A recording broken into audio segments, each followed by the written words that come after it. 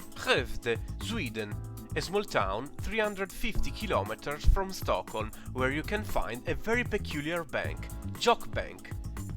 JAK is a members bank with 34,000 members spread all over the country that loan their money among them, bypassing the traditional banking system and using their bank like a shared money box. Its aim is to create an alternative model of non-speculative finance, serving people and little entrepreneurs. As an economic association, we don't have any big owners that demands profit and so on, because all the 34,000 members own the bank together. That means that every member gets only one share of the bank and has the same power when it comes to the election of the board.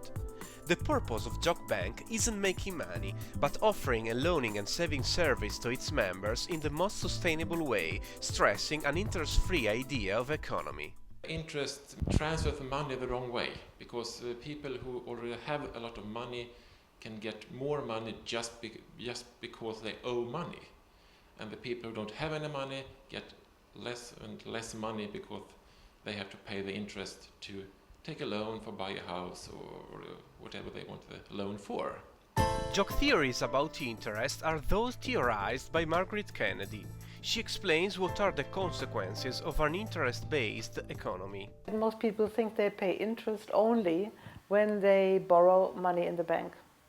And in fact, it is quite obvious that every producer of a good has to put the interest that he pays to the bank into the price. If you look at everything people need to live, it's about 45% interest they pay for on average. According to Margaret Kennedy's researches, the hidden interest on what we spend for our living is roughly 45%. If you look at who profits from these interest payments and who pays, you can see, and you subdivide the German population in 10 equal parts, you can see that 80% of the people pay more interest in the prices. Those are the people who work for their money.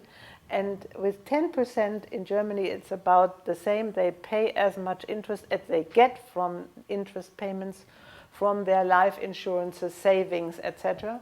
And the last 10% get all that added on to their income from interest, which the first 80% lose. Let's split Germany's population in 10 equal parts, using a scale of increasing wealth. The grey area is the interest paid in all prices and loans. The black area is the interest earned from monetary and real assets. According to Margaret Kennedy's calculation, the 80% of worst-off German population loses money because of this game. From position 1 to 8, the interest paid is more than what they earn. 10% of population, on position 9, gets the same money they spend. The remaining 10% gets all that interest which the former 80% lose.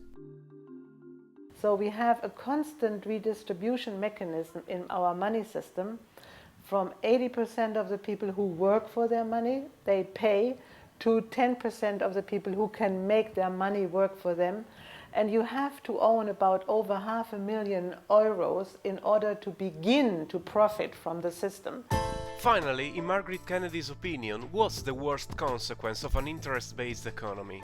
The money system we have right now grows exponentially. In nature, that is a sign of sickness. The exponential growth occurs where things are out of order or are dying. And for instance, cancer is an exponential growth. Out of one cell, you will get 2, 4, 8, 16, 32, 64, and so on. So it grows very fast. The reason why money grows exponentially is that we have one mechanism to keep money in circulation that is called interest. And with interest, money doubles in regular intervals. If Joseph, the father of Jesus, had invested 1 penny or 1 cent in euros at the birth of Jesus Christ in the year 0, and you would have paid interest on this 1 penny, about 5%, then in the year 2000, if Jesus had come back and could have gone to the bank and said, can I please have this 1 penny back with 5% interest? The bank would have had to give Jesus over 500 billion balls of gold of the weight of the earth at the price of gold in the year 2000. This is just an example to show that exponential growth cannot work over a long period. It can work in the short term, it can maybe work in the medium term, but it can never work in the long term. Money is produced by as a loan mostly. In the OECD countries, only 3% of the money is produced as coins and notes. The rest of it is debt. And debt has to be repaid with interest. To avoid getting inflation, everything you use money for has also to grow at the same pace as you increase the money. And money has to be increased because you need to repay earlier years' debts with interest. What are the problems with an interest economy? The main problem is that it forces people to borrow more money each year in order to pay the interest on the loans they already have. If you don't do that, you have to cut your other expenses in order to pay the interest. And this means that you have to choose between exponential debt growth or an rapidly increasing unemployment. Now in September, the European Central Bank is going to raise again the interest rate on money. Yes, and they say to counteract inflation. yes, and this is quite wrong. I've myself done statistical research about that in Sweden during a period of 20 years, and it very clearly shows that about 4 months after you have raised the interest, you get the top of inflation or price increase, and then after about between 8 and 9 months after a raise of interest, you get an increase in the unemployment, and this will